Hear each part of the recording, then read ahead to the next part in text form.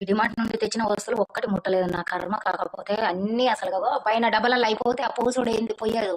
ఆ ఒయ్యను వచ్చిన కాడ నుండి అయితే మస్తు కేకులు తయారు చేస్తున్నాం. ఆ ఫ్రిడ్జ్‌లో చూపిస్తా ఆగండి దోస్తులు. ఇగో నేను ఈ కూల్ కేక్ చేసిన, చాక్లెట్ కూల్ కేక్. ఇక మా ఆయనేమో ఎగ్గు కేక్ చేసిండు. ఆ ఎగ్గు కేక్ ఎవరు తింటాడు అసలు అబ్బా!